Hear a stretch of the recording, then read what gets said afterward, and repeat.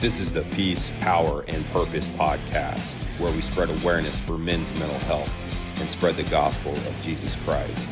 Be sure to like and subscribe on YouTube and Spotify. New episodes drop weekly. Lord, I pray you'll lead this conversation, that you'll fill me with your Holy Spirit, that you will guide me, and that you will just be at the foundation of this. Thank you for the opportunity to have this platform and just to help people. I pray for peace. I pray for power. And I just pray for purpose tonight, Lord, in a way that will help people, reach them and let them know they're not alone. Thank you for all that you do, Lord. It's in your mighty name that I pray. Amen. Amen. Welcome back to the Peace, Power, and Purpose podcast. I'm your host, Steve. And tonight we are going to talk about survival, betrayal, resilience, and how to rebuild your life. Fair warning, this is going to be a raw, unfiltered, and authentic conversation. If you're sensitive, if you've still got trauma you're working through, this episode may trigger some things in you. But this is an important episode because we're here to raise awareness for mental health and also spread the gospel of Jesus Christ. If you're new here, ring the bell at the bottom, subscribe to the channel. I drop new episodes every Wednesday and every Thursday, and you don't want to miss one. Without further delay, I'm proud to welcome Courtney Whitney to the Peace, Power, and Purpose podcast. Thank you. Courtney, thank you for coming on tonight. I really appreciate it. Yeah, no problem. I'm super excited. And it's funny how we kind of have some mutual connections. So we'll give Brady and Hannah a shout out tonight too. So Yes, absolutely. All right. Absolutely. Well, I like to start each episode kind of at the very beginning. Where'd you grow up? And can you kind of tell us a little bit about your childhood and how your upbringing was like? Yeah, so I grew up in a military family. My Nice. dad was active duty military, so I've lived all over the country. I was born in Vermont, but I've lived in several different states. Um, I've lived in Colorado, Washington, California, Hawaii, New York State, and Alabama, and now Utah. Nice. What So yeah. what branch? My dad was in the Army. Okay. What part of Alabama? Where were you guys at in Alabama? So he's stationed at Fort Rucker. So I actually Nice. lived in Ozark, Alabama. I actually Okay. worked for the Dothan Police Department. Oh, You know, okay, the Circle cool. City. Yeah, that's cool. Well, I was actually born at Fort Rucker. So Oh, we have another connection. yeah, but I wasn't actually born on base. I was born in Enterprise, but my dad was in flight school. So we Okay. lived there for approximately like 6 months, and then we moved to Fort Campbell when he graduated. So man, what a small Okay. world, dude. That's That is awesome. a small world. I'm like, I actually know where Enterprise is. I think my dad actually lives in Enterprise right Okay, now. that's I think. funny, man. That's awesome. Yeah. All right, Yeah. so growing up and kind of bouncing around. I'm an Army brat too. We lived in Germany. We bounced around a lot. So did that kind of in any way shape you to want to do something kind of like a higher calling to serving as a police officer? Did that kind of motivate you? Absolutely. So I actually, right out of high school, tried to join the Air Force because Okay. my dream was to be a JAG officer. Oh, really? And yeah, Huh. and so I tried to join. However, growing up in a military family, you have military medical records. And Mhm. at the time in the early 2000s, um, asthma was a disqualifier for the military. And Oh, so yeah. I got diagnosed with asthma at one point in my youth with military medical records. And so they disqualified me because I didn't disclose that during my medical exam. So I decided to go to college instead. Okay. So I went to Troy University in Alabama for 1 year, Mhm. and then I Okay. transferred to Auburn University, and I studied pre-law originally because I still wanted to be an attorney. Mhm. Um, and then after doing that first semester, I was like, this is really boring. So I changed it to criminal justice. So I actually Nice. got my degree from Auburn University in criminal justice. Very cool. Well, another similarity, my ex-wife tried to join the Air Force, but she had asthma, so she went into law enforcement. Yeah. Dude, that's weird. Yeah. So you're a war eagle, huh? Okay. I am. War Eagle. There- Yep. There's a lot of Auburn fans in the Nashville area, so that's Mm, it's pretty cool. Believe it or not, a lot of Alabama fans too, but a lot of kids yeah. from Williamson County go to Auburn, so very Okay. popular school here. Very cool. Yeah. Yeah. So was that devastating for you to not be able to join the Air Force because of the asthma, or was it kind of like, okay, I'm just going to redirect and then go another path and that's okay? It was at first because I was really drawn to service. Mhm. career in service. And so growing up in military family, I was like, oh, I absolutely want to do that. But I knew I didn't want to join the army. And so Mm, that's why I chose Air Force. And yeah, so it actually kind of threw me off my path for a second. Because I'm like, okay, well, if I'm not going to do that, what am I going to do? And so I decided to, go to college and try to figure that out. And growing up in a military family, my family didn't prepare for me to go to college, so I worked 2 jobs and went to wow. school full time. And, yeah, so and then my last year of college, I actually got married to my first ex-husband. I'm kind of a statistic when it comes to people Okay. in law enforcement. I've got a couple divorces under my Me belt, too. but It's all but, right. It's all yeah, right. married my first ex-husband and was pregnant with my son my senior year of, college, my Okay. last year. Man, you And got a so lot going on. I actually graduated on his first birthday, which was really, really cool. Wow, that is cool. That is cool. Well, for some of the listeners that are viewing the episode tonight, why the Air Force over the Army? Because you say you didn't want to join the Army. Is it because you grew up in it, or because everybody knows the Air Force is a better quality of life than the Army? Well, mo partly because Air Force is better quality of life, but also Yeah. because I was very drawn to, just being a JAG officer, and Okay. Air Force just seems like a better path for that. I Yeah. know that Okay. you can do that in all the branches, however, just Air Force was the one that I was drawn to the most. I don't think a lot of people realize that, maybe from the civilian side, that the Air Force has probably got the best quality of life than at least from Mhm. my experience. I was in the Navy, so I mean that's a little different, but it seems like the Air Force is the way to go. If you're a young adult out there listening to this, thinking about joining the military, you should really look at the Air Look at the Force. Air Force, yes, Yeah. or the Space Force now, because I hear Oh, Space that's Force is right. also That's pretty right. good too. I forget about Mhm. the Space Force. That's funny. Well, The little baby branch, yep. yeah. So you graduate college, and your son, right, just turned one. Mhm. Um, Yep. and then you decide to go into law enforcement. Yeah, so then I started applying for law enforcement jobs, and the first one I applied for was with the Dothan Police Department. I actually started off as a dispatcher. Okay. So I was a dispatcher for the Dothan Police Department, and they dispatch for police, fire, and EMS. Hmm. So I was trained in all of those. I did that full time for 4 years. And then while I was a dispatcher, I actually became a reserve police officer for the Dothan Police Department as well. So what was that like? Because I mean, I would imagine you probably work midnights as a new hire, correct? As a I dispatcher. did. Yeah, and having a young kid at home, that was hard. How did you do I that? a spouse at the time who worked during the day, and then I worked Mm, at night, so we kinda swapped off. okay. Yeah. Um, but yeah, no, it was super hard because, you know, I wanted to be home with my son, obviously, but I also was very drawn to working in public service, Hmm. and that was my dream, and I was gonna do it. And then my next goal was to graduate the police academy before I turned 30. Okay. And so, um, as a reserve police officer with the Dothan Police Department, I was not certified, but I still went through the same testing experience, and I just didn't have any arrest authority. So I Right. ended up doing a lot of backup work for them. I would always ride with a partner, and I would do, I did all the work that other officers didn't want to do, traffic, um, doing security at parades and like Hmm. and things like that. But I really enjoyed it because it was the officers that I knew because I dispatched for them. Right. And Yeah.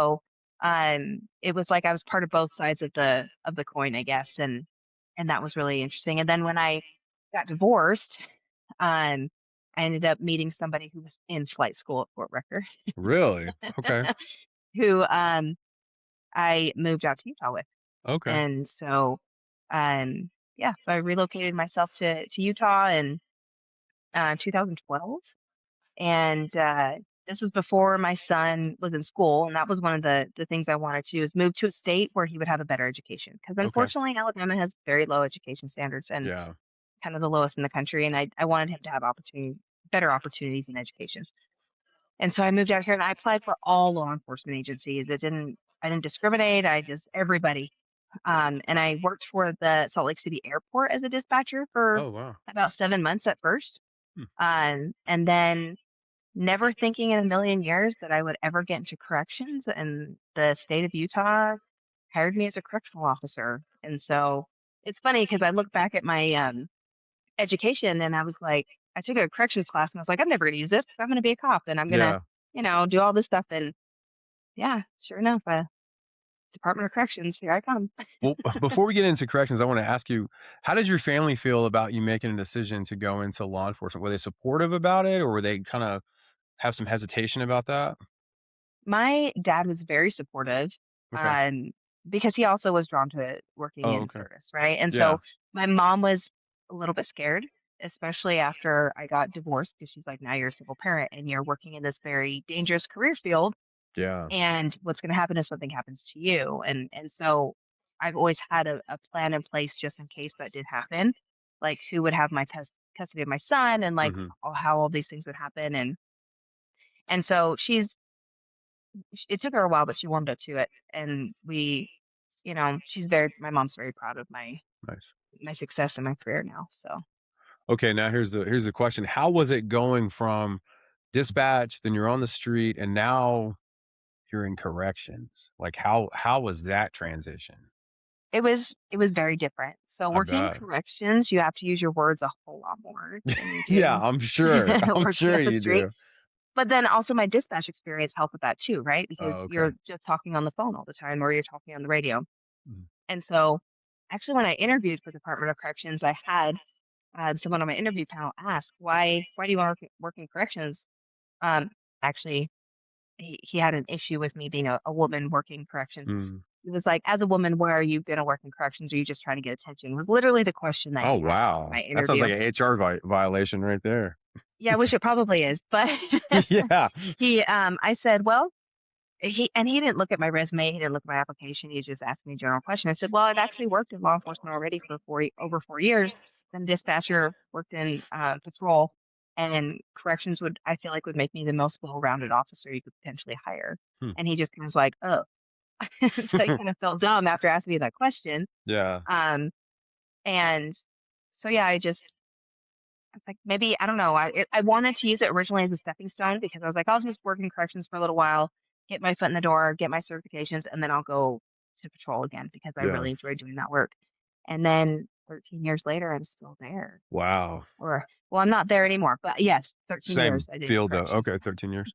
So were you Yeah. looking at maybe so you would wanna go on the road, like, within the sheriff's department then if you were in corrections? Or would you Um, look at a city no, because I department? worked for the state, so there wasn't, like, a Oh, lot yeah, there are different bureaus in the okay. state. Like, I could have gone, like, adult probation or parole, that would have been, more of a police role. Yeah, Um, but after working in corrections and, like, working with the population and the staff that I worked with, I actually really enjoyed it. And okay. so I stayed and I promoted through the ranks and had some specialty assignments and created some really great relationships and gained some really great skills. I know here in Tennessee, with the sheriff's departments, you have to work in the jail before you go to the road, Mhm. regardless of your experience level. Cause, like when I left the city department, I looked at the sheriff's department, but I was like, I am not working in, no offense, but I was like, I am not working in the jail. There's no way I could do that. So I never applied for it, but you had to kind of I think they would expedite the process if you already were post certified, but you still had to work in the jail. And I just didn't think I was cut out for it. So I was like, no, that's not for me. I'm not doing that. It does So it does take some specific skills to work in a correctional facility. It's hard, right? You have yeah. to you're outnumbered all of the time. Oh yeah, And totally. and by people who obviously are not the greatest population to be dealing with. So, yeah, Well, let me I ask you definitely this. Let me ask you this, Courtney, because like I know we talk a lot about identity on this show and purpose. How was it for you? You're working corrections, you've got a child, and you've got a like, how did you turn that off when you left work and now you come home and your mom? Was that hard for you to turn that off? Because obviously at work you're on guard, you're careful what you're doing, you're watching your back because you have to be have to be vigilant, hyper Mhm. vigilant. What was it like coming home and then now your mom? Was that a hard transition going between the 2? Yeah, no, that was really, really hard, especially my first 5 years in corrections. I was a single mom. And Mm, so I was having to do all the roles all the time. And so it took a long time for me to learn how to turn that off and to be home. And sure. so my son was really good at because he learned too that when I came home, it's like, okay, I'm going to give mom a minute to decompress. And then we're Mm, going to go do the things that we're supposed to do, right? Because he played baseball and we had school nice. stuff and we had all these things. And so I would come home and I'd decompress for a minute and then I'd transition to mom and like make dinner and do all the things. And then be prepared to do it all over again the next day. So, because working shift work's hard, It is very hard. especially as a single parent, right? I had to rely on a lot of other people. And luckily, I had some great friends that helped me pick Cameron up from school and drop him off and things because, shift work does not work around those kinds of schedules at Mm-mm. all. Plus you're probably missing holidays a lot too. Yeah, So, yeah, and I had my first ex-husband was not active in my son's life, so even though we moved from Alabama to Utah, he only saw his dad twice a year, oh, and wow. so, I relied a lot on friends here in Utah to help me with holidays and things like that. What was that like going from Alabama to I mean, I know you jumped around a lot as a kid being your dad being in the military, but, like, when you moved from Alabama to Utah, especially having a child, what was that like trying to, like, almo you're 'cause you're rebuilding, you're having to make new Mhm. friendships, and what was that experience like for you? It wasn't too bad because I was used to it, right, growing up in a Yeah. military family, and I actually had family out here. So, Oh, okay. I have a lot of family that is part of the Mormon church, and so Okay. several of them live here, so I have cousins who lived here, and then, I'm a people person, I make friends very quickly, so for a little while, was actually a substitute teacher out here, and so I made friends with some teachers, Oh, nice. and they had one specifically, she had a son that was the same age as my son, so they've kind of grown up together now, and, she would help me and I would help her and all this stuff, so, yeah, I'm pretty good at creating a network and creating a support group, so I didn't feel alone, it was hard at first, but Mhm. then it just kind of became the routine, and my son, bless him, because he could have been just a terrible child, right? Because he had all these things working against him, but he is an amazing human, and I'm so incredibly proud of him. He could have had every excuse to get in trouble all the time and, Mhm. kind of just do all the bad things, and he's not. He's a fantastic person, and I am in awe of him all of the time. I can't believe that I raised such a good person. That's awesome. Well, and I think it's great that you're on the show too, because it kinda gives a different perspective. Because let's be honest, a lot of men come on this show and they talk about their job, whether they're first responder, military, whatever. Mhm, So it's cool to kinda hear the other side of things when it comes to a mom's perspective instead of like mhm, maybe the traditional world where dad's at work and mom works, but she can still handle the school schedule because it's a regular 9 to 5 job. It's not shift work because shift mhm, work is, like you said before, is not easy, especially mhm, in law enforcement when you're working like crazy, like 12-hour shifts or whatever, 10, you got weird days off when you're new. And I don't think people realize that sometimes. You're mhm, working on the days when most people are off and you're trying to reacclimate to a sleep schedule. And it's a lot of stress. And you put a kid on top of that. I mean, that's a lot, yeah, man. So so yeah, you definitely yeah. are kicking butt. I mean, be able to manage that. So you mentioned the Mormon church. I wanted to ask you, um, what was, like, growing up, was church a big part of your family, and did faith play a role in your career choice at all? So, I grew up my dad and his side of the family is all, part of the Mormon religion. They're all LDS, and my mom was too. So I grew up with that influence in my Okay, life, but it didn't really take, a lot of, um, what do you call it? Dedication on my part until I was about 13. okay. Because my mom had left the church, and so then we weren't really active. We went Mm, every once in a while, but we weren't super active, and so I didn't actually officially join the Mormon church until I was 13.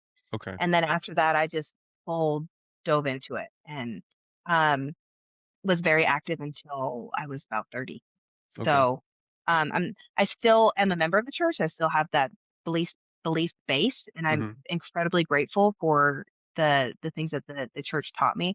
I just don't attend on a regular basis. So my gotcha. faith has changed a little bit, but not completely gone away, if that makes Okay. sense.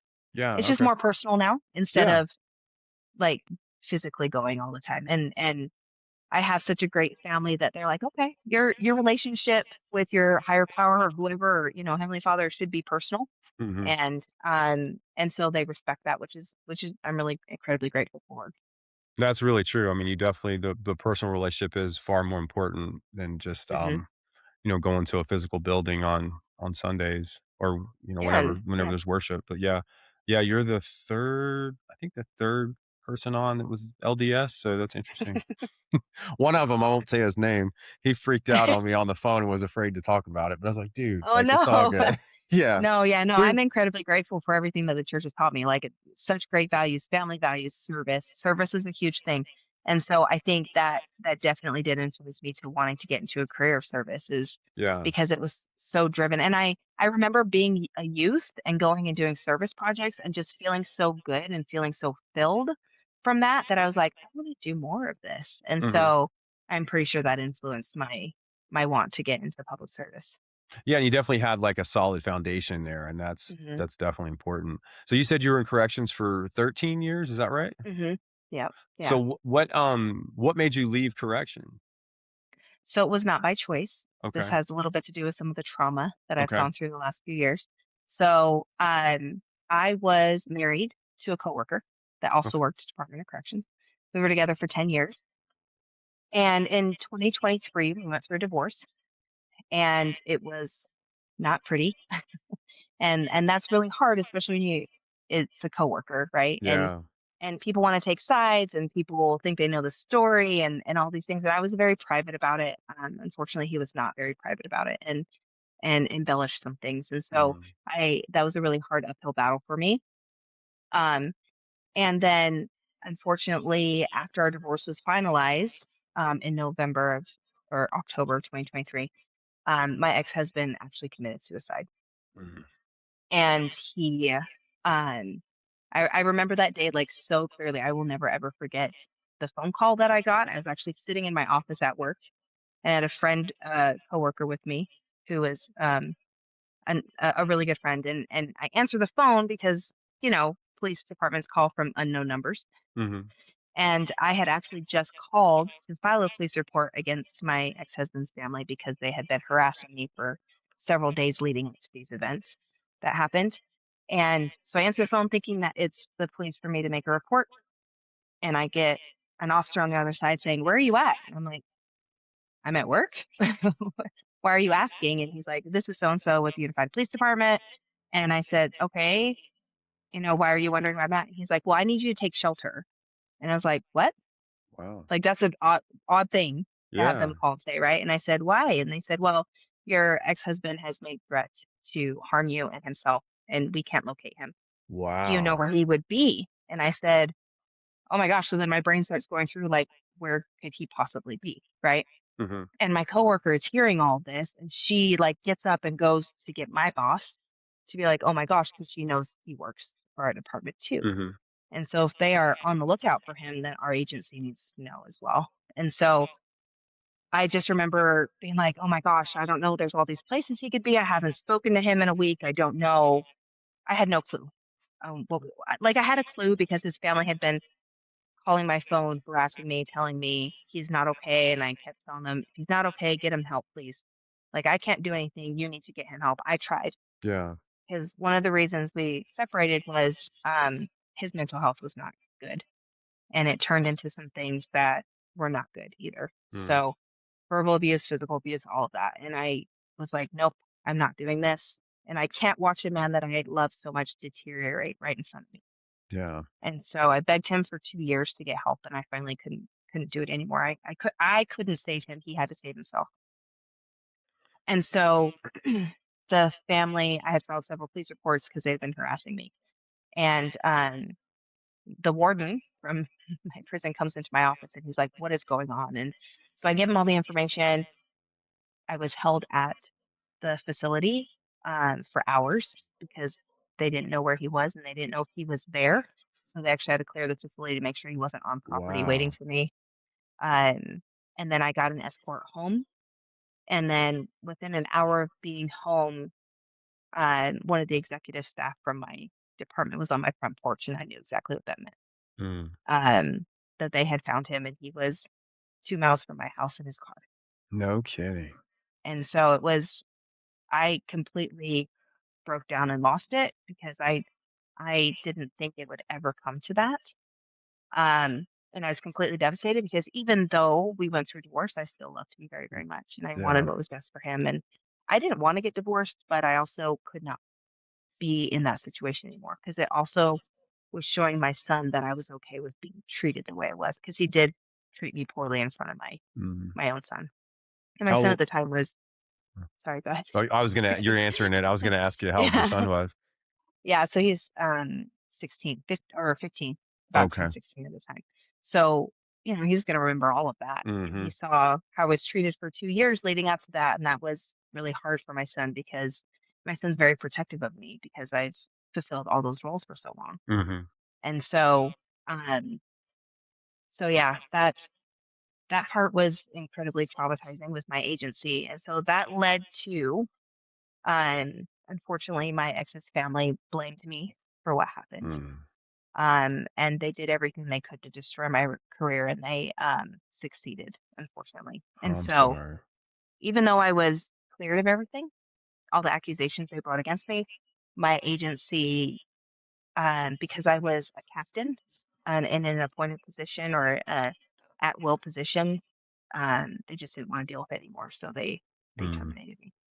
Is this a small town? Did his family kinda have a lot of pull in the area? No, so because I work for the state, so the Utah Department of Corrections is the largest state agency in Utah.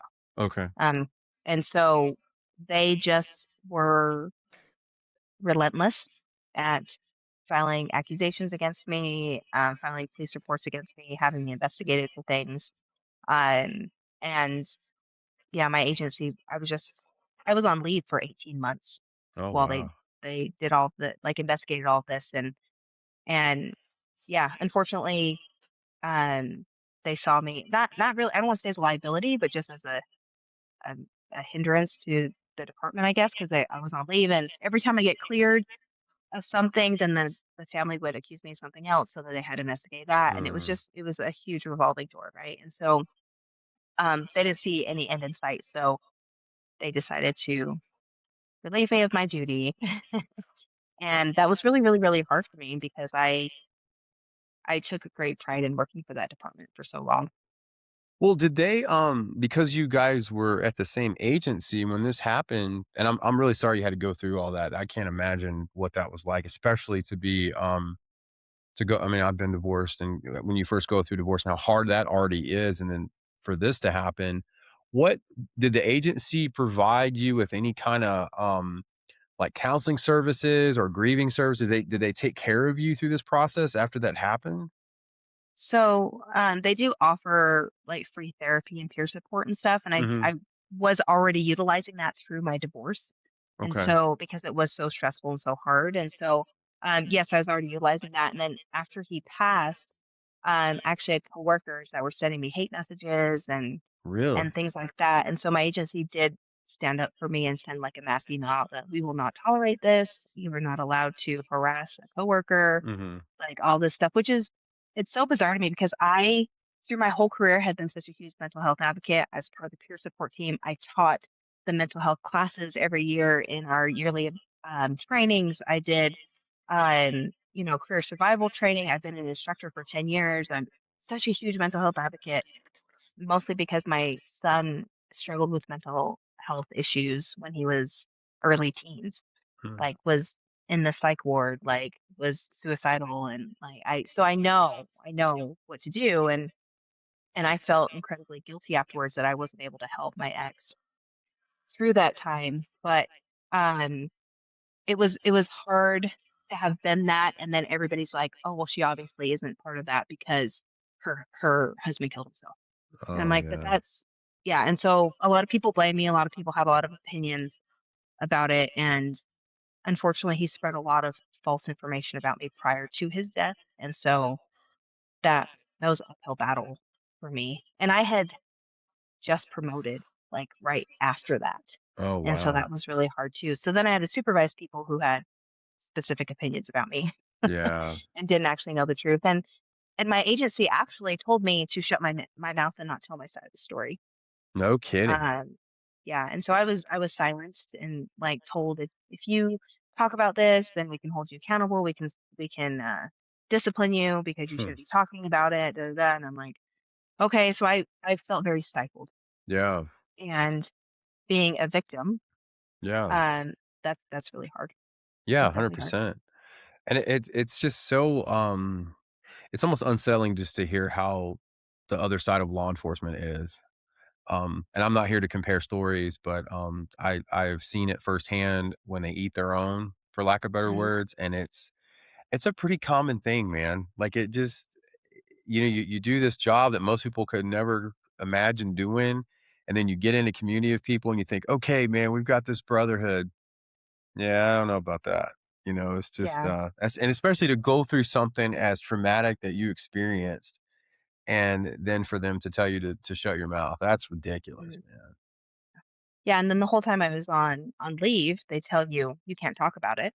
Yeah. And then they were telling people if they talked to me that they would be held accountable, Mm. and that's not true. Like, my coworkers could still talk to me, we just wouldn't talk about the investigation, Right, and so right. everybody was terrified, so I was isolated, Yeah. absolutely isolated, and it was really disheartening because I had created some really great friendships, or what I had thought were really great Mhm. friendships with coworkers until this happened, and then I just saw people just turn and abandon, and that's so weird to me because I would never do that. Like, I being a supervisor in law enforcement for so long, when I knew somebody was on leave, I would reach out and ask and talk to them, Yeah. make sure they were okay because that's a critical time, especially when you're so pulled into your career, right? It's part of your Mhm. identity. Yeah. And then I lost my job and I was incredibly depressed for a very long time about it. And I still am. It's still pretty fresh. November was when I was let go.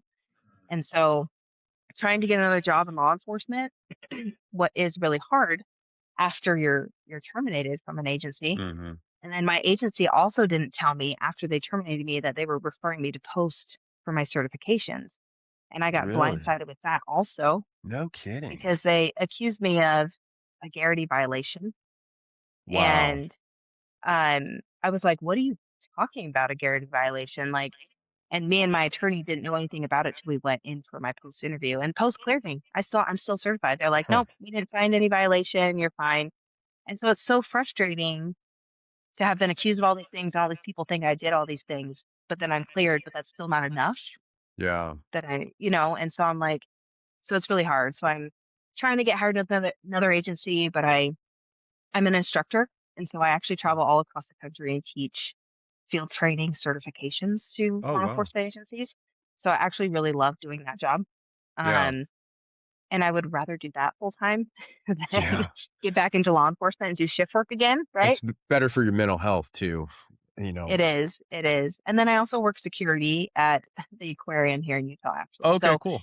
that is actually the best job on the planet because it's Nice. a really cool environment and Yeah. people are friendly and nice and it's still kind of like public service, Yeah. and yeah, and then I also, during this time also was when I founded my nonprofit that I started, so Well, before you get into the nonprofit, I wanna ask you mhm, this, Courtney, okay. because identity is a big thing, and especially when we're talking about the law enforcement world. You're used to wearing a uniform, you're used to be, doing a job that kinda goes above and beyond. How did you find your identity after you left corrections? Like, what was that process like for you? I think I'm still in that process. Mm, I'm still trying to figure it out. So, yeah. because I still do instructing, I still have a little bit of that identity, Mhm. because I'm still for the agency that I teach for, I'm their corrections subject matter expert, and Okay. so I still get to utilize that part of my career, and then, um, also during that time, I was going to school to get my master's. So I just graduated with my master's, and so that helped too to kind of keep me Yeah. tied to it. And so, but my nonprofit also supports veterans, first responders, and their families, and so that keeps me tied to that community too. So I'm still trying to figure out how to not be an officer anymore, Mhm. but also still serve that community.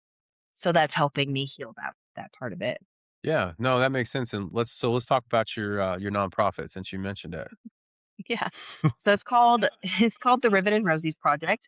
So it's actually a pinup service organization that supports veterans, active duty military, first responders, and their families. We provide training for QPR, which is question, persuade, refer, which is like CPR for suicidality.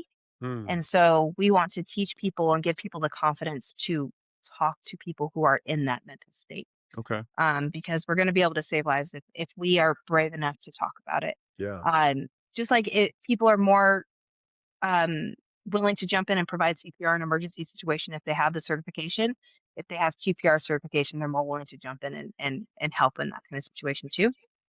But then we also, the service part of us is that we will provide volunteer efforts for any other organization that also is within our mission. So veterans, military, first responders. So we do things like we helped at the FOB gala this year. We has helped raise money to build a Agent Orange Memorial for Vietnam veterans here in Utah. It's actually going to be the second largest memorial in the country, which is really, really, really cool. Oh, that's very cool. Um, we help get Cold War veterans pins, their Utah Cold War pin, Hmm. to honor them for that time of service. Yeah. Um, but then we partner with a lot of other organizations like Battle Forge, like Irreverent Warriors. So we're actually helping with the Irreverent Warriors Silky Hike that's happening here in Utah in a couple weeks. Oh, nice. It's really cool because we're all going to dress up like Rosie the Riveter and be at the be at the event Nice. volunteering. So, It's cool. our Yeah. organization's founded on that spirit of Rosie the Riveter. Women who are Mhm. willing to step up and fulfill those roles while the men were at war, and then were willing to go back and fulfill their roles at home also Yeah. after the war ended. And they're just a pillar of strength and dedication and loyalty that we want to bring to this generation that's coming into. So, That's and really we cool dress that in pinup and yeah. dress like Rosie the Riveter. So it's Okay, super fun. nice. Nice, yeah. Well, it's really cool that you're giving back, that you've been through so much, but you're still willing to like you mentioned service earlier in the, Mhm, conversation that you're giving back, especially to community, like veterans and first responders because that and you have a unique skill set because a lot of those individuals won't listen to someone that hasn't been a part of that community. So mhm, you're able to probably reach people that maybe someone just coming from the mental health background without serving in that kind of role, you can actually reach that individual. And I think we really need more of that. And mhm, it's just cool to hear that you're giving back so much because obviously mental health is still can be I don't know how it is in Utah, but even in Tennessee, it's still kind of a I wouldn't say taboo subject, but there's still kind of that older generation that kind of goes, like yeah, that. It's at least from the career paths we've been in, like they're like, whatever. But I think it's good to get more awareness for it. So that's yeah, really cool to hear you say all that. yeah. No, definitely. So I also am part of another service organization called Rocky Mountain Service Dog Project, who actually Oh, okay. train service dogs for veterans and first responders, and they actually helped me obtain my service dog. So I have a service dog because I got diagnosed with PTSD 7 years ago. Okay. Um, And I have a Belgian Malinois. His name is Sarge. He is the best boy on the Sarge. planet. Nice.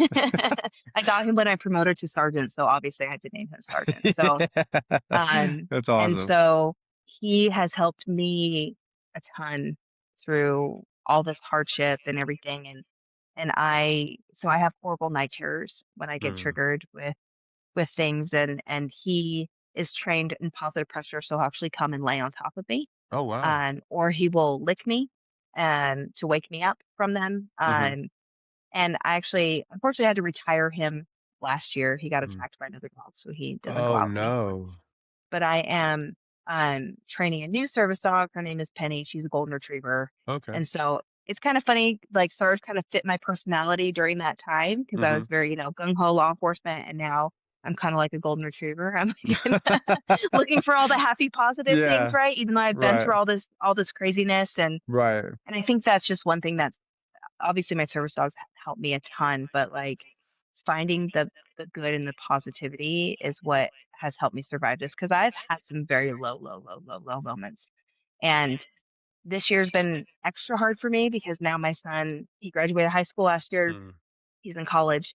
He's moved out. I'm an empty nester. I'm literally by myself. Mm. And just me is hard for me because I've always been in the role of serving others. Yeah. And so I'm actually learning to serve myself now, which is very different Mhm. and very hard. Like doing things for myself is really hard. I'm used to taking care of somebody else all the time. Yeah. So that's part of that healing process. I'm still in therapy. I just actually started EMDR, Oh, which was nice, really, okay. really hard. Never It's, done it, I'm but like, I heard of it. yeah, yeah. I've only done one official session. I'm like, oh, this is going to be difficult, but Yeah. probably needed. Yeah, it's good you're So, doing it, though. yeah, yeah. So therapy is such a huge thing. I'm such a huge advocate for that. And um, I feel like it should just be part of our regular health screenings, right? Everybody Mhm. should at least go talk to a therapist twice a year. Go check in, Yeah. do a mental health check. You don't have to speak to somebody every single week or every month or whatever, but talk to somebody about Yeah. it. Do you do any other things? Like, I know some people are really into, like, meditation, they're into cold plunge and journaling, reading. Do you do any stuff like that to help to kinda assist along with, the therapy? I don't have very good hobbies like that, but I do Okay. enjoy being creative. There you And go. so for a long time I did things like I designed t-shirts and hoodies Nice. and things like that. So that gets me outside of my law enforcement Yeah. brain. And then also doing training with my service dog that helps as well. And I think just my main hobby is running my nonprofit. No, that's great, So, though. That's like, great. always finding stuff for us to do, right? Yeah. Like, how can we help serve our community, and how can we help serve the community that serves us? Mhm.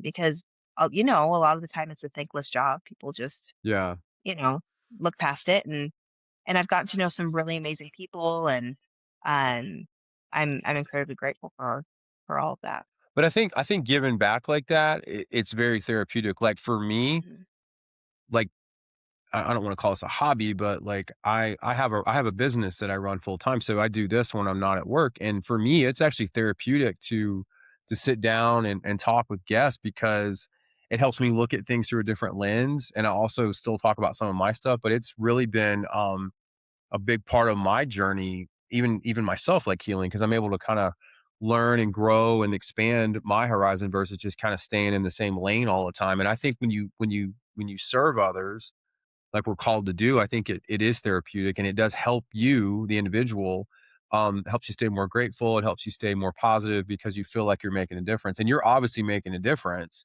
So that's a big takeaway, man. Cause I think mhm, people kind of get, you mentioned the isolation and being alone. I can relate to that because I co-parent and I don't have my son a lot. I don't see my daughter a lot. So there's a lot of times when it's just me and it's easy to get in a dark place if mhm, you don't get ahead of it, you know? And so I think it's absolutely. good that you're kinda giving back.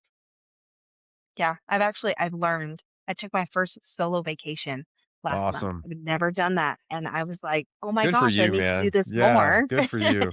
And I didn't, like, go very far. I went to California for a week, but Yeah. still, it was outside of this, and I focused on myself. I got to eat when I wanted to. Yep. I got to go to the beach when I wanted to. I didn't have to, like, my timeline wasn't based on anybody else, and so I'm learning that that's okay to do that. Yeah. Um, and then I'm also learning that I can rely on my friends. So, like, for example, today I had actually had court with another ex of mine.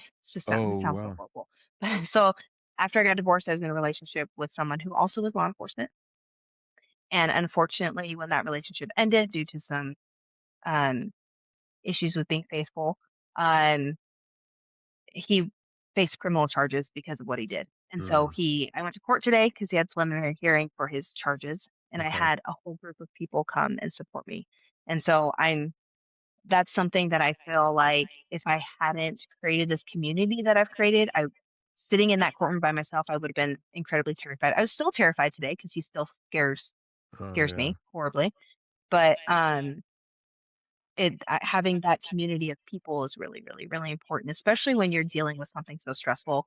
And there's a lot of trust violation because my ex is charged with stalking and tampering with Mm, witness and some revenge porn stuff. So okay. it's embarrassing. It's incredibly Yeah. embarrassing because I feel like I like to portray myself as a very strong, independent woman who wouldn't put up with crap, but I've put up with crap. And Yeah. so I understand now a different perspective of law enforcement, like being a victim. Mhm. And so I'm much more aware of, you know, what somebody's going through now. So I think if I do get back into law enforcement, do go back full time, I would be much more understanding and probably a better officer having experienced it Yeah. myself.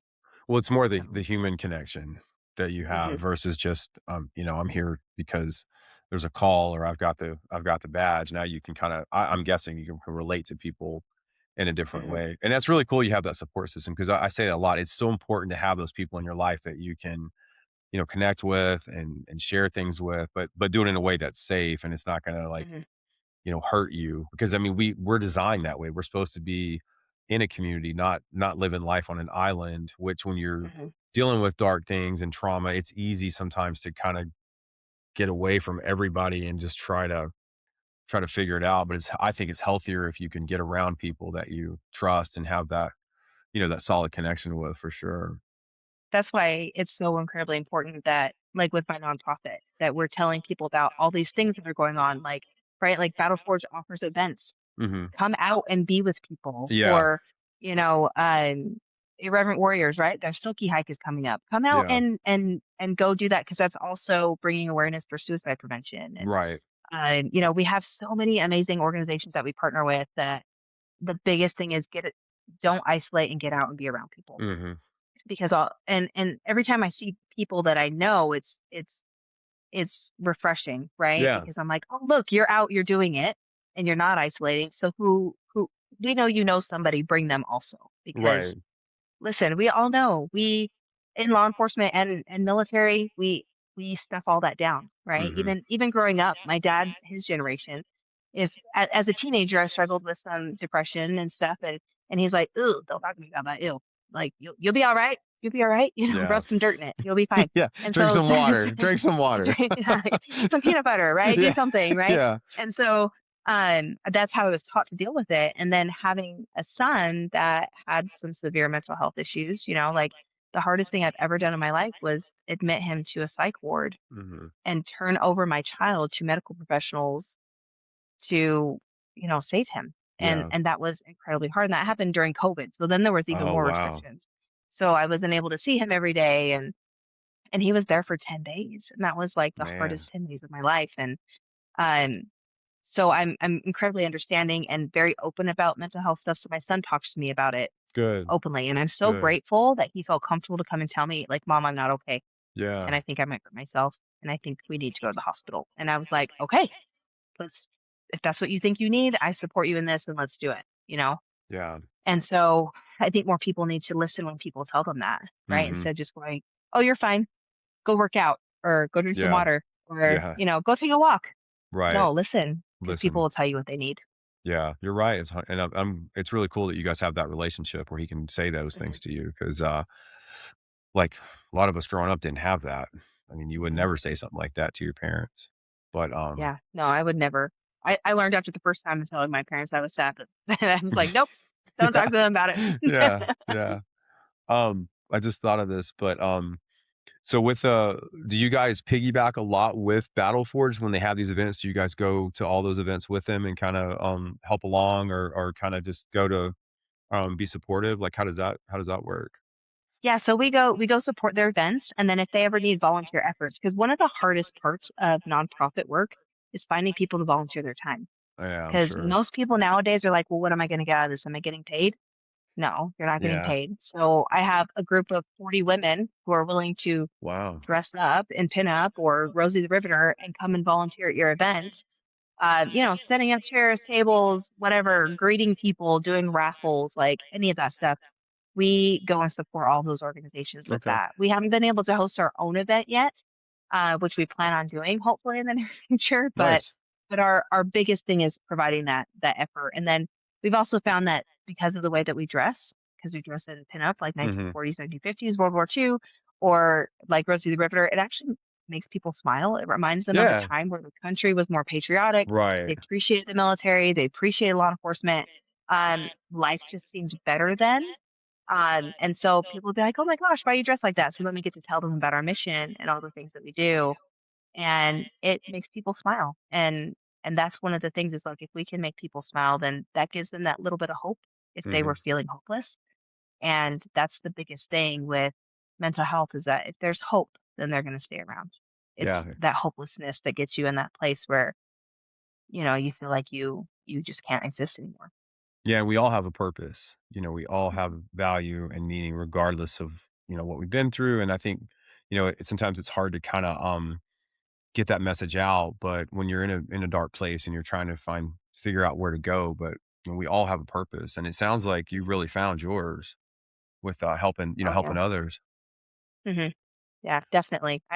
I'm hoping because the nonprofit world is hard and unpredictable. I'm Hmm. hoping that it's around for a very long time. Yeah. And we've actually only been around for just a little over a year, but Oh, we've been okay. recognized by state agencies like the VMA, the VA. All those people are like, "Oh yeah, the Rivetin Rosies. We love the Rosies. We love this." Nice. And if you need volunteers, call the Rosies. And we'll absolutely try to come out and help.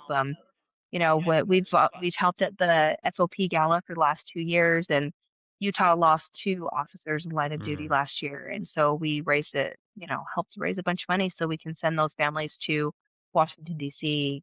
next week for the law enforcement week, and Yeah. we're super excited that we're able to help with that 'cause that's so hard, and that Yeah. hits really close to home for me too. I've Right.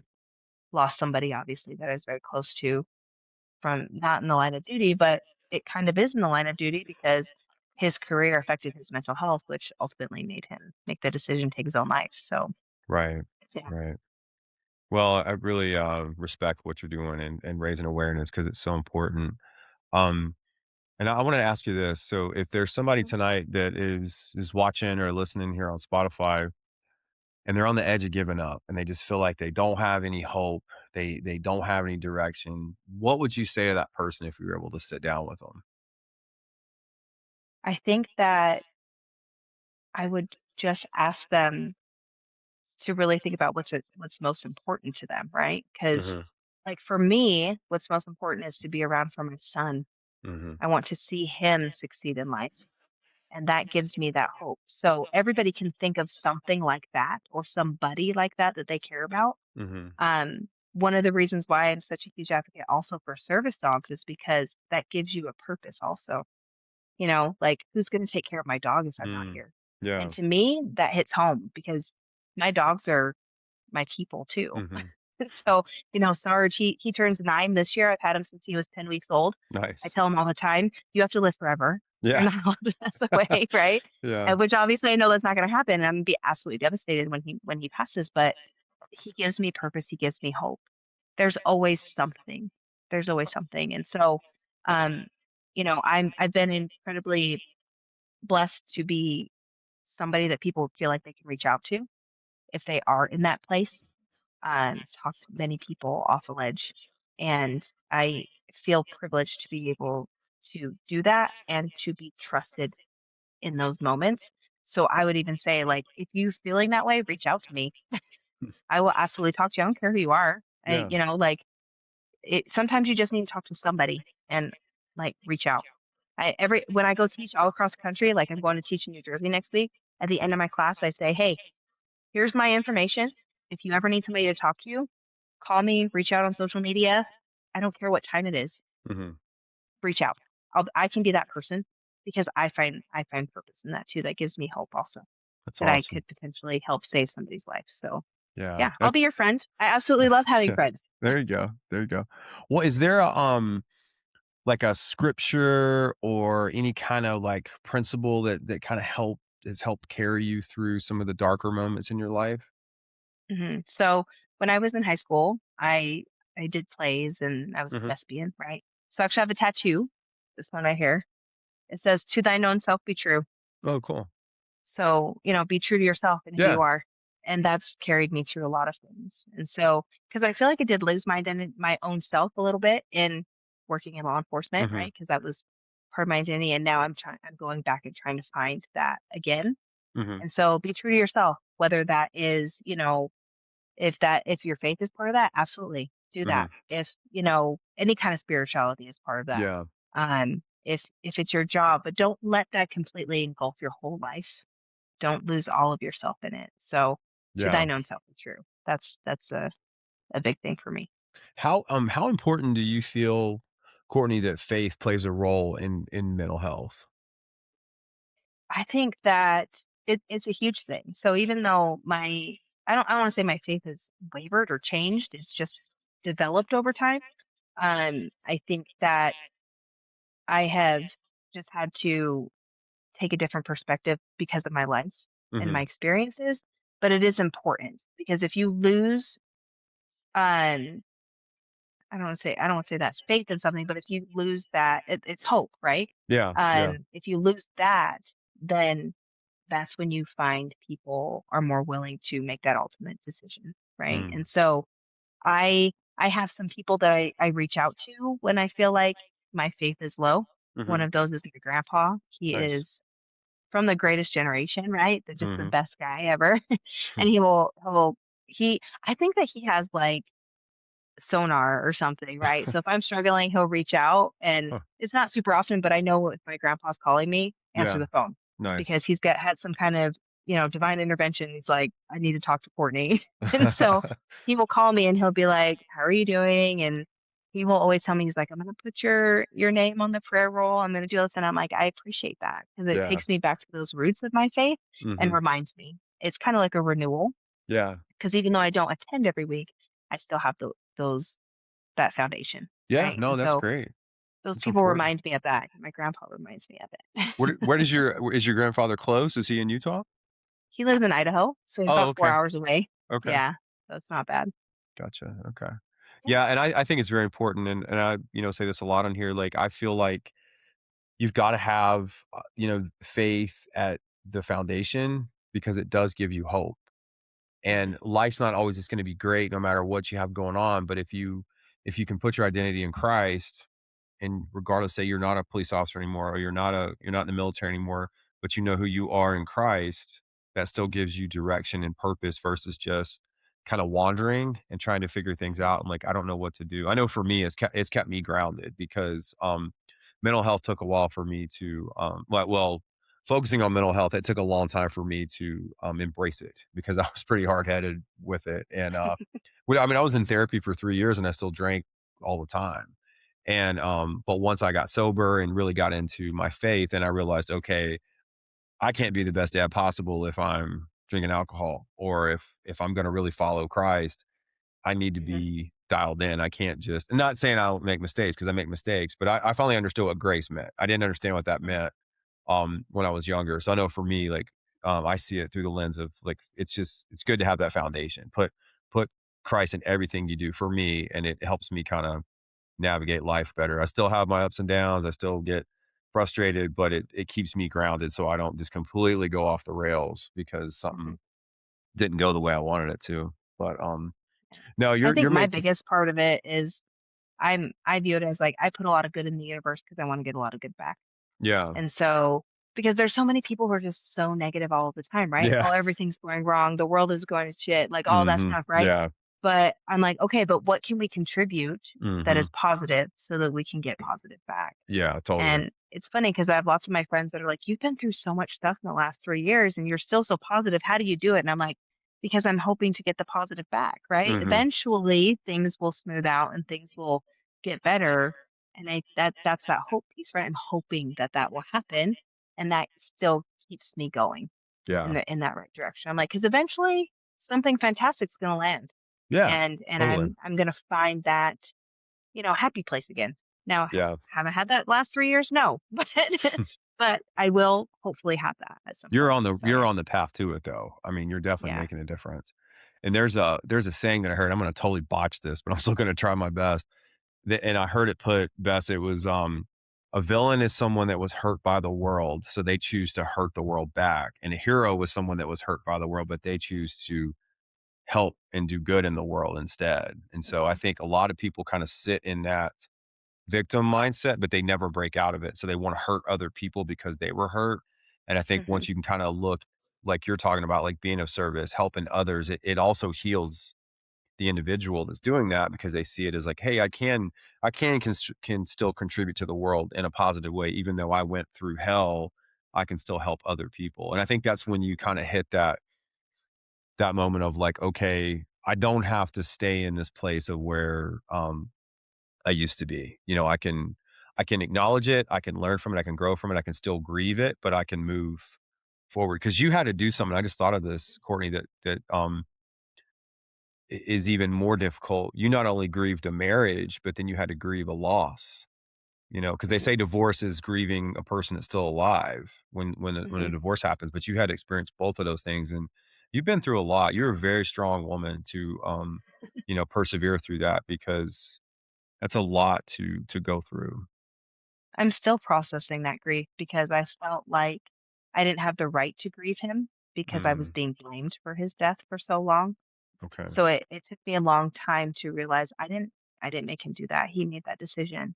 But Yeah. then I had all these people telling me that I did contribute to that. And so then I did a lot of self-reflection, like, how did I contribute to that? Did I contribute to it? Like it took a long time and therapy, lots of therapy Yeah. sessions Yeah. to take that out of it. And I still have guilt because I'm like, maybe I could have saved him. Mhm. If I would have known, then I absolutely would have taken the steps that I knew needed to be taken to Yeah. save him. Um, but, like, I've only visited his gravesite one time. Mhm. I'm still not at a place where I can go and Yeah. see that. It's still very, very raw, and now that some things are being resolved, I feel like now I can start actually that grieving process even Mhm. though November will be 3 years, Mhm. and so it's been repressed, and so I'm working on that too. That part's pretty hard also. Yeah, but give yourself some grace too. I mean, you've been through a lot and you're working in the right direction. So, I wanted to ask you, so without getting too far into it, are those people kind of removed out of your life now so you don't have to still have that negativity? So, the very last thing that tied me to them was my home. Okay. And the courts finally told them, "Nope, it's awarded to her. It's solely hers. You have to take," because they put liens against my house. They did Oh all kinds of man. stuff. And I was like, I want to be able to sell my house and move on and start fresh. Yeah, And so now I'm able to start doing that good. process. And that feels good because I feel like I can kind of not completely close that chapter, but much closer to closing that chapter of my life. Yeah, it's gonna Um, healing it, if anything, being able to move on mhm. from that. Yeah, and the courts finally told them, "Stop harassing her, stop filing police reports, stop doing all the things. Mhm. You just, you gotta let it go, Yeah. unfortunately." And I understand that they want somebody held accountable, but, you know, I actually didn't do that. So, yeah. Well, it's not your fault. I mean, I'll just Mhm. tell you how I feel. It's not your fault. I mean, at the end of the day, you know, they may say what they will, but it's not your fault. So, Yeah. I do want to share tonight. I've got a scripture I wrote down. I want to share this real fast. This is from the book of Romans, chapter 10, verse 13. Everyone who trusts in the Lord will be saved. And for those of us that grew up in the church, I think it's pretty self explanatory, but essentially what it means is if you trust and follow Jesus, you will be saved. You will have a seat in heaven with him, at home with the Father. So, like we were talking about earlier, I think it's very important to have some kind of deep rooted faith to help grow, evolve, and be more aware of giving back to the world versus taking, be an asset, not a liability. And Mhm. I think once you really focus on your mental health and realize that you can still help people regardless of what you've been through, it sounds cheesy, at least in my opinion, but it makes the world a better place. So, Yeah. No, it but absolutely does. yeah, yeah. Well, I'm going to tell you this too because we mentioned Battle Forge. Next time you see Brady, tell that Joker he owes me a hat because he's been talking about it for like 3 months and I still haven't got it. Oh, So yeah. yeah, tell Yeah. him to No, I send will me one absolutely tell him. because Absolutely, yeah. it'll be a I'm like, minute "I'll see before you I get next out. Saturday at the Irreverent There you go. Warrior movie Pull him hike." aside. And I told him I'm only coming out there if I don't have to wear a cowboy hat because I'm a metalhead dude. So I'm not wearing a cowboy hat. But I'm like, "We have some pretty awesome concerts coming out here, so time it just right." there we Those go. are some Yeah, pretty cool nice. things. Well, Courtney, tell people that are watching where can they find you and where can they get in touch with you if they want to reach out and maybe have any questions for you. Yeah, so I have Facebook. I'm Courtney Rose on Facebook. Okay. On Instagram, just call me Courtney Rose is my Instagram handle. I'm also on TikTok. I think my TikTok handle is Vixen Stella Rose. Yeah, it I think is. that's what Yeah. it is. Yeah. Okay. Yeah. And then I'm also on LinkedIn. You can find Okay. me on LinkedIn. That's my professional profile, and Nice. you can message me on there. That shows you all my different specialties and things that I do. So it also has my nonprofit information on there Okay. as well. If people want to look that Awesome. up. So the Rivetin Rosie's project is my nonprofit that we have Facebook, Instagram, TikTok, all the things. Awesome. Awesome. Well, and I'll put all that in the description here on the episode so people can just click on it from the episode and find more info and get in touch with you. And do you guys with your nonprofit, do you go out of state or do you kind of stay in Utah for the most part? So we're mostly here in Utah right now. We would Okay. love to be a national organization. It's Mhm. just there's some, things that you have to do in order Oh, to I'm make that sure. Yeah, happen. I'm But sure. yeah, no, I talk about it all across the country when I go and teach everywhere. I give people my Nice. card and everything. Yeah, that's And awesome. so if there's anything we can ever do to help, we absolutely will try. Mhm. I have a lot of connections in a lot of states. So like if they need something, I can find something somewhere. That's awesome. Very cool. Yeah. Well, I'm gonna close this out with a prayer. Is there anything else you want to add to tonight's conversation before I pray us out? I think the biggest thing is, you can overcome a lot more than you think you can. Mhm. Um, Everybody's a lot more resilient than they realize, and resiliency is built like a muscle. It gets stronger and stronger and stronger. And I think that just, find out what gives you that purpose, right? So for me, that service, it can be your family, it can be your job, it can be whatever, but find that purpose and don't give up on that. And reach out to people, talk to people. Yeah. I know it's hard. Those feelers are hard. The feelings are hard. The emotions are hard. But trying to break the stigma is one of my hugest goals. Like talk about it.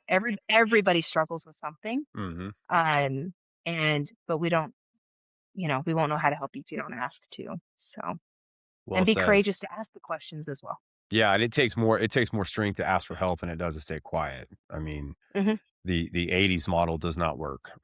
No, So no, so it does not. I think I'm a little Yeah. older than you, but I'm an '80s kid. So I I'm an mean, 80s kid too. okay, all right. Well, I look older than you. So, but I'm um, like, I do look younger than I am, but no, yeah. I was born in the early 80s. I was born in '79, so I'm older than you. But yeah, Okay, but just by a couple years, okay? Just by a whatever. I'm couple still years. older. But yeah, it's so funny that you we're down in Alabama at Fort Rucker. That's awesome, Yeah, dude. That's so yep. funny. That's hilarious. All right, well, Just a small world. it is a very small world. Well, the funny part is my dad went to flight school there, and then my brother jumped from the Marine Corps into the Army, and he went to flight school at, Fort Rucker, and he hates Fort Nice. Rucker because he was a major in the Marine Corps and then dropped his commission to Mm. go warrant, and man, he hates Fort Rucker. So, it's funny to hear you talk about it. That's funny. Yep. All right, well, please bow with me, we'll pray us out. Dear Heavenly Father, thank you so much for the opportunity tonight to sit down with Courtney and share her story. Thank you for just filling her with your Holy Spirit and giving her courage to come on this platform and to just talk about her life and her experiences and all the trials and tribulations that she's gone through. I pray tonight, Lord, that this episode will reach a different audience, an audience that maybe needs to hear it from a different perspective because we bring so many men on this show and it's refreshing to hear the perspective from a woman, especially from a woman that was a single parent working in law enforcement. Lord, I pray that you'll bless everyone watching this episode, listening to it, that they will know that you are real, God, and that you love us and that you will never leave us or forsake us. I pray for peace, I pray for power, and I pray for purpose. Please bless Courtney and her family and protect them. And thank you for all that you do in our lives. It's in your mighty name that I pray. Amen. Amen. Thank you for checking out the Peace, Power, and Purpose podcast. Be sure to like and subscribe to the channel. New episodes drop every Wednesday and every Thursday. You don't want to miss one. We're also over on Spotify. We're on Amazon Music and Apple Podcast. Courtney, thank you so much for coming on tonight and just sharing your story. I know it takes courage and it takes strength to be able to talk about, things you've gone through, your trials, and especially what you've overcome and what you're continuing to do with your nonprofit. And I'm just grateful for your time tonight. Yeah. Thank you so much again. Make sure you tell Brady I said hi too. I will. Absolutely All will. right. Take care. It's good talking with you. Thank you so much. Thank